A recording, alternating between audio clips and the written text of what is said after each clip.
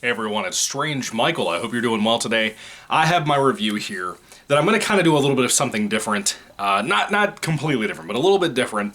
As you know, in my previous two reviews for the Slumber Party Massacre from 1982 and its first sequel, Slumber Party Massacre 2 from 1987, you guys know basically I went into those reviews, I talked for like 30, 40 minutes about those movies. And I think they're kind of dull.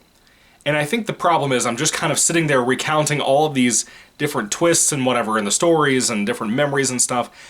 And something occurred to me earlier. I tried to record my review for part 3 of the series. And at some point it occurred to me, my memory is fucking garbage, right? I tried looking at Wikipedia for portions of this review. I was going to hold it over to the side, and I even said in the review, hey, I'm going to have Wikipedia pulled up to make sure I cover everything in it. But then as I went through the Wikipedia article, not all the details were there, like the weird stalker guy that was on the beach and stuff at the beginning of this movie. And I thought, maybe it's not a good idea. Because sometimes when I'm watching movies, I have to kind of just take a second, step back, and think about what I saw. And sometimes I look at my phone. And that happens too. And that could go anywhere from 5 minutes to 6 or 7 or 8 minutes, sometimes all the way up to 10 minutes if it's something I've already seen and I think it's a portion of the film I'm not really caring about right now. That can happen too. But for a first time watch, I watched Slumber Party Massacre 3 from 1990, by the way, 3 years after the previous movie. And I gotta tell you, not a fan of this one. I wasn't a fan of part 2. Part 1 is really good, in my opinion. I think part 1 by Amy Holden Jones, directing and writing it, or co-writing it at least, for an uncredited rewrite or whatever. That first film is really good. It's very silly, sleazy, whatever. And part 2 is very much too much, in my opinion. But with these reviews, I realize recounting all of the stories, like beat for a beat, it's not really my thing anymore. I used to do that way back in the day on my old original channel called Michael Keichel. I don't upload there anymore, but I used to once upon a time. And when I did some videos on there, I tried the whole being on camera, big, long, hour-long videos sometimes of tearing apart movies or raving over a film or anything like that. But like I said, I realized at some point, I'm not really that guy. I can't do that anymore. If it's something really burned in my brain, like a Halloween movie or a Friday the 13th film, maybe I'll do it for those. But something like these movies, Slumber Party Massacre, that I just saw for the first time, I still have one more to go, it's not really the time. What if it's a low-budget film that nobody's ever seen and none of you plan on watching it? Why the fuck would I spend time ranting for 30, 40 minutes on something like that? It seems pointless. Now, if it's something that I'm truly angry over, then it would be fun to tear it apart, but I'm not going to sit there and try to memorize and focus all night long in my really difficult job where I have to talk to people all day long in my company. I'm not going to do that all day, try to keep all these details in my brain. I'm not going to take notes during a movie because I feel like that spoils the experience, especially with something like these films I saw for the first time. I don't want to do that. But I do want to keep, kind of like my boy Franchise Horror Reviews, who I watch constantly over and over again. Again, I like to give him a shout out because I love the content that he does. For me, when I do the 5 to 10 minute long videos, or even sometimes the 15-minute long videos, I fly through them way too fast. I lose breath, I lose my air, I'm too fat for that shit, number one. But number two, I'm out of shape very much. I haven't done any cardio in ages, even though I walk around work all night long, a lot. I probably get about 10,000 or 12,000 steps a night most of the time. A day, I guess, total, but most of that's from that work, because most of the time during the day right now, I'm sitting around reading Goosebumps books for my main channel, Michael Goosebumps Fan. But with all that being said, I think I'm going to take a step back from a lot of the spoiler stuff. And I know that's probably not going to be paid attention to by a lot of you guys, but the ones who are watching right now, that's kind of what I think I'm going to do. Maybe when I rank them, I'll go into a little bit of that, but not by much, because a ranking video, you're just kind of there for the placement of these titles, and I will be ranking these Slumber Party Massacre films. I hope this isn't a disappointment to any of you, but again, I'm realizing more and more that I can't maintain all of these details of different things, even though I actually think these longer, more in-depth, ranty videos, and appraisal videos for movies like the first one, I think those are really good. But I don't like to rush through my reviews. I forget too much when I do that because I'm so on the edge of my seat and I'm running out of air and shit, like I said, so I'm not thinking. It's bad, so I don't think I'm going to do that. But These lengthier reviews, I think, are more in tune with what Franchise Horror Reviews does on his channel, where you take 20, 30 minutes, throw some trivia in there. I'm not smart enough to take the time out to go look for some trivia, but if it's something I know about, something I love, yeah, I'll absolutely talk about it with you guys. Anyway, with all that being said, though, let's get into the review for Slumber Party Massacre 3. Again, it came out in 1990, 3 years after Part 2. And to kind of recap again, Part 1, I really love. It's a sleazy, goofy, originally conceived as a parody movie of the slasher subgenre. Even a few years after Halloween, it really started that. Really began that motivation of everybody making these whodunit-style slasher movies. Slumber Party Massacre is one of the few who didn't do that. It came out the same year as, like, Friday the 13th Part 2. It came out the year after My Bloody Valentine and Friday the 13th Part 2 and all these things. Slumber Party Massacre was special, in my opinion. I just saw it for the first time recently, like I said, about a couple of weeks ago, and I did the review a few days ago, and I loved it. I thought it was really good for what it was. The gore effects are really good. That's pretty great. The killer is pretty fun. It doesn't barely talk, but I like some of the things about how otherworldly and weird he is. Not, like, literally otherworldly, but just, he's a bizarre dude. He's a balding guy that just, you know, kills people, counts the dead bodies in his trunk. I love that stuff. It's great. Really funny stuff. Great writing for that film, too. Great acting for that film, too. I think everybody did a great job. And Amy Holden-Jones, as the director, did a great job. I really love everything about that movie, pretty much. And then Part 2 comes out. And my big complaint with my review previously, yesterday on that, or it might be a couple of days ago, as the time you watch this, but yesterday is when I recorded it and uploaded it, on Valentine's Day, as a matter of fact. That movie is so weird. It's like an hour of fucking nothing happening, but the main characters are Chick, the younger sister from Part 1, and she's cool, different actress, but she's good. I think it was a different actress, I'm pretty sure. She was good in it, I liked her. But the people surrounding her more obnoxious and annoying and kind of boring. She has a crush that comes to this house to hang out with them and stuff. There's this one guy in the film that I thought was really funny. He was kind of like a surfer dude, kind of like Sean Penn in Fast Times at Ridgemont High. I cannot for the life of me remember his character's name. Is it Spicoli? I believe it's Spicoli. I could be wrong. It's been so long since I watched that film. My mom loves that movie. A lot of people that grew up in the 80s love it. I don't fucking like it that much. I like moments of it, but it's kind of a shithead movie, if I'm being honest with you. Anyway, it's a bad Breakfast Club, if you will, in my opinion, personally. But getting to Slumber Party Massacre 3, you know, we'll get back to Part 2 for a second, actually. That film kind of goes into more supernatural territory. Our main chick is still dealing with trauma from the first film's events, where she barely survived. Her sister barely survived. One of the only friends that lasted in that film from the Slumber Party Massacre itself barely survived from that situation. And she's dealing with that in Part 2, and that's pretty cool. I like that they tried to do something with that, but really it's her having nightmares about a guy who doesn't look anything like the guy from Part 1 that killed a bunch of people. She's dreaming about some dude that looks like Johnny Cash and Elvis Presley, as I said in my review, mixed up in a blender, like from the 1950s, but he plays like 80s rock music on this killer weapon, the franchise weapon itself. It's basically a drill, a massive drill, but this one's on the end of a guitar, because this guy's obsessed with music. Apparently he might have been alive at some point. He was a very musician-focused guy. This movie came out post-Nightmare on Elm Street. There's probably about 2 or 3 of these films out by that point. In 1987, I think, is when the third one came out. It might have been out released right before this. I don't know. But Part 2 is so much trying to be a Freddy Krueger knockoff that they even have a supernatural element, where that's how the villain eventually gets in the film in the final 20 minutes of the movie, where he starts killing everybody. The practical effects, to their credit, are really good in that film. I like it. I said all this in my review for Part 2. I don't really need to rehash all that. But Part 3 takes a very different turn. It goes in this direction of, we are going to be a straightforward, not funny, not parody-like, just straight-up thriller whodunit mystery movie. That happens to be a slasher. And at that point, Slumber Party Massacre stopped being Slumber Party Massacre in the previous film because of the supernatural things, but at this point, it stopped being Slumber Party Massacre at all. We knew who the villains were in the previous film. Not that there's anything wrong with doing something different. Certain audiences might like this more. But personally, I think it kind of sucks. I think it's the most dull of the 3 that I've watched. I have not seen the remake. Like I said, it came out in 2021 from Sci-Fi Channel. Haven't seen it yet. Hope it's good. I heard it was okay, but we'll see what happens there, and then I'll rank them. But Slumber Party Massacre 3 for right now. it really doesn't know what it wants to be. It's trying to be a whodunit, but the disguise for the killer looks like shit. It's basically like a Slipknot mask that should have like nails dug into it, like actual nails like beat into it, like you beat with a hammer.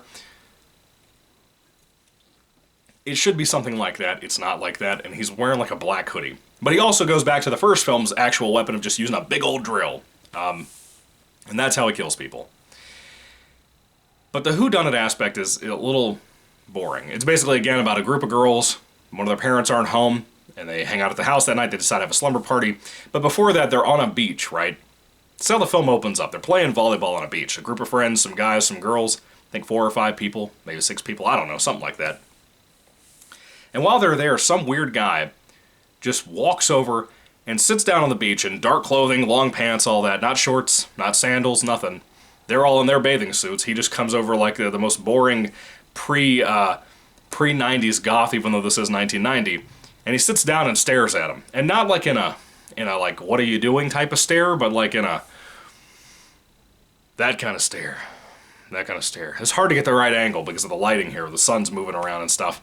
I blame the sun for why my video looks weird, why I look so white. But this guy's kind of our red herring, I guess, that we suspect he'll start, tracking them and whatever. And it doesn't exactly go that way. The movie itself is kind of your typical slasher thing of a formula of this person gets, put away by themselves somehow. They go on a cruise, or not a cruise, but like a drive at night or something. They're by themselves, then they get murdered in the dead middle of the street. And that kind of thing happens a lot in this movie. It's really just people getting divided away from the group of friends that are hanging out somewhere when no parents are around, and then getting brutalized. But as far as I remember, no one in this film is related to anybody from Part 1 and Part 2. I looked this up on Wikipedia too, looking for details to be 100% sure on what I was looking at. And no one's like Part 2, where like somebody's related to an off character from the first 2 or anything. I think for me, it's just all around disappointing. It's disappointing in a different way than Part 2 was disappointing. Part 2 felt like it didn't know what it wanted to be. It felt like to me, like at the last minute they decided to make that a supernatural slasher, Freddy Krueger rip-off movie. Nothing wrong with that as long as it's done well. And frankly, the slasher parts of that movie with the final 20 minutes, that's the best part of Part 2. Easily. It's fun, it's goofy, the puns are great. The stuff that particular actor who reminds me of Bruce Campbell says, that's really good too. I said all that in my review. But in this movie, it feels like no one really knows what the fuck they want to do, or where we're really going with this. The characters are really dull. The acting for the characters are probably the worst of the entire series. At least Part 2 had good actors. I really believe that. I truly believe that, especially with the guy that reminds me of Spicoli or whatever his name is. I liked pretty much all of the actors in that film, even though they weren't given great scripts. The writing wasn't great in that film, but it was better than it is here. With how super over-the-top and self-indulgent that movie was, at least it was fun to watch, at times, in like the final 20 minutes after you sat there an hour of boring shit happening and nothing really happening. But this movie here, being a slasher film, having like a quota of like every 20 minutes somebody dies, it should be more gory. That's one big thing that's really hit here. The special effects, the practical effects, they're not really here. They're probably the weakest out of the entire series. If I had to bet, compared to the remake, which I haven't seen, again, they're probably weaker than that too. So I'm assuming these are the worst special effects of the entire series, or practical effects, whatever you want to call this shit, it's not there. You barely see any of the kills. You might see somebody get cut like out of frame, and then we cut the camera back to that angle. Now they have a scar down their back or whatever, or just a big pile of blood. That kind of thing happens pretty frequently in this film. A lot of people die off camera. Matter of fact, there's one scene I think should have been way bloodier than it was. There's somebody towards the end of the film who is pinned down, they're getting drilled, like not in the good way either, like they're dying drilled, and right in the gut. And this particular person, to try to prevent that from touching her stomach, she reaches up and grabs her hands around the drill itself, which is a fucking stupid idea because the killer's holding the actual thing to like rev it and trying to tear your hands up. This chick should have had her hands decimated with the shit that drill can do to people that we saw in the previous films, that it should be implied here as well. That drill should have decimated her hands. She should have lost all of her digits, basically. And not even the good digits, like her phone number. That should have been gruesome. Gruesome as fuck. And it really wasn't, because she lets go, like the last second, as soon as she starts getting drilled. Why would you let go at that point? It's so stupid. This movie's fucking terrible. I stand by that. I thought I would like this more because of the whodunit angle. I hoped that that would have really blossomed out more. But one of the biggest issues, aside from the look of the killer, which again looks like a Slipknot character without the nails nailed into the mask and shit, he's wearing a fucking hoodie. I would have taken a cloak over a hoodie. I would have taken a, like if you've seen Goosebumps Attack of the Jack-o'-lanterns, they're basically pumpkin-headed monsters with crab hands, like crab claws, and then they have like a black cloak for their body, and that's it. I would have taken a black cloak with that mask, and maybe a hood of some sort. Make it Phantom of the Megaplex, basically, from Disney Channel. Just do something like that. I would have been cool with it as long as it was a fun film to watch with a little bit of humor or something to make some levity to this, or some better gore. I don't even need the levity. Just give me one or the other. The gore or the laughs. Something. We have nothing like that in here. But the killer themselves, I don't want to tell you who it is. Again, being a whodunit, I don't want to spoil that for you, but I will tell you this. It's not really the best reveal. It doesn't really affect me or affect you. There's nothing emotional about it. It's more about the motivation they gave this killer. That was uncomfortable, it was weird, but I don't understand in my brain how what happened to this person therefore made this person want to kill people. It made no sense to me in that regard. And I've heard that about the remake as well. Excuse me, by the way. I've heard that about the remake as well. I don't know how true that is, but that's what I've heard. It's not like a sporadic, insane person like Part 1. Or something a little bit rushed, but understandable, but a little weird, like the My Bloody Valentine original film. It's nothing like that. It feels to me like this film either came up with the villain at the last couple of shooting days or something, or in a last rewrite of the script. I don't know, but I can't see this one being greenlit the way it was. It fucking sucks. It's so boring. That's the big issue. Slumber Party Massacre 2, say what you will, at least that first hour's boring, the rest is not. At all.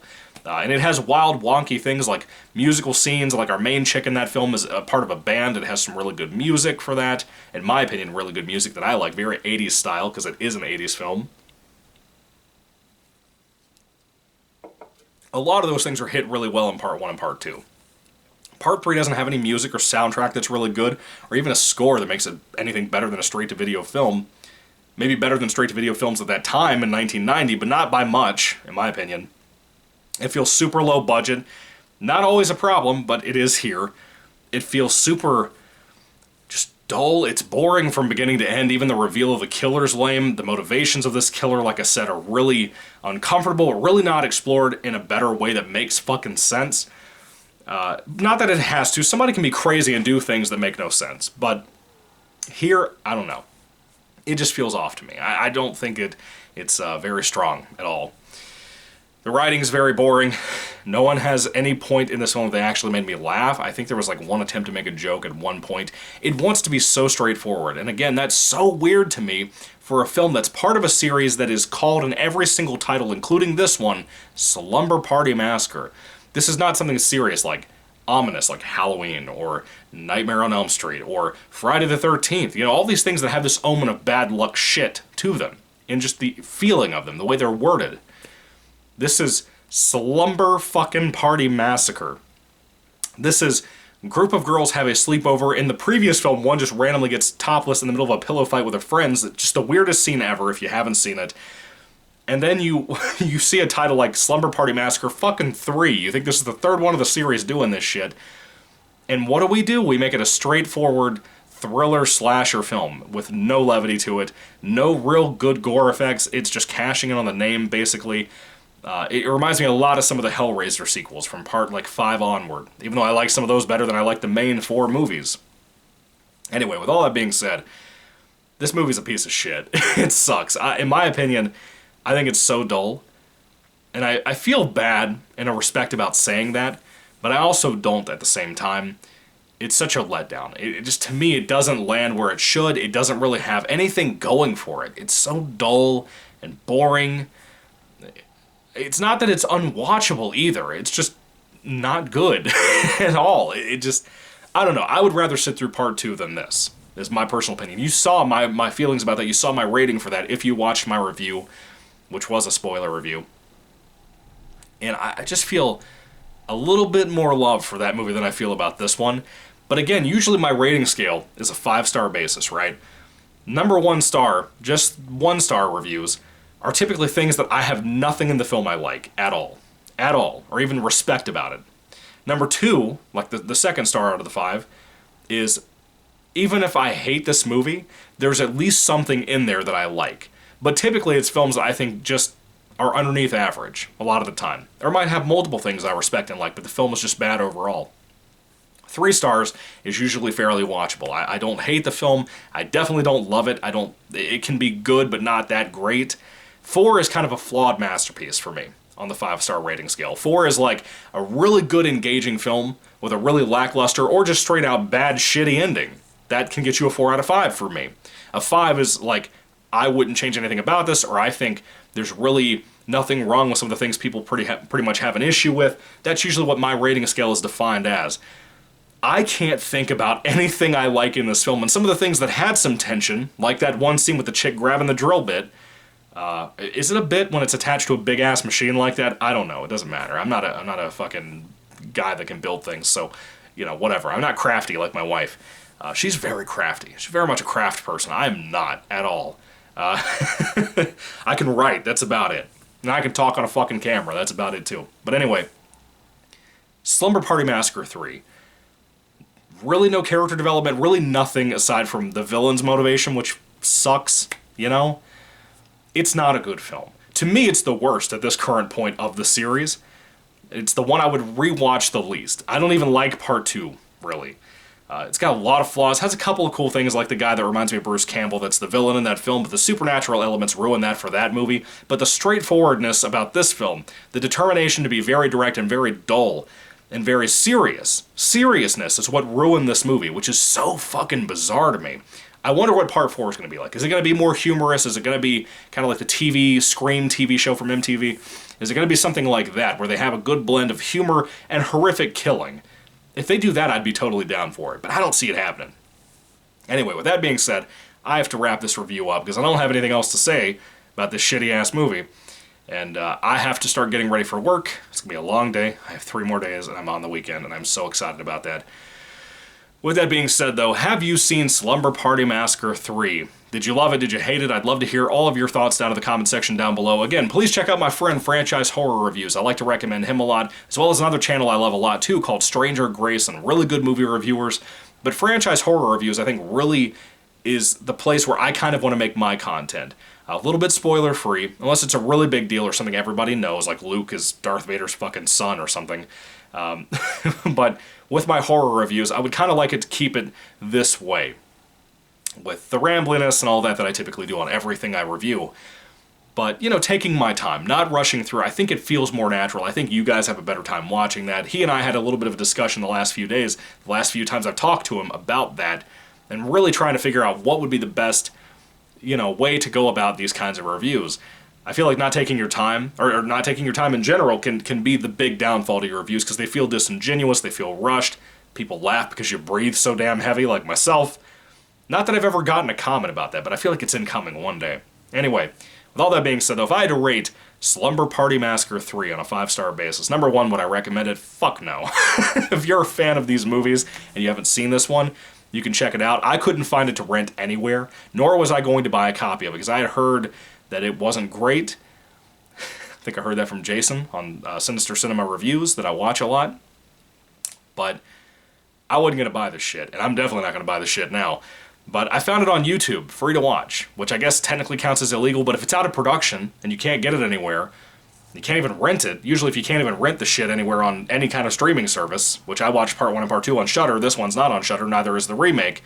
If you can't find it anywhere, usually I don't think it's bad to watch something like that illegally, because it's not really easily accessible, nor am I going to pay even $30 or $20 for this piece of shit, because it's a garbage-ass turd.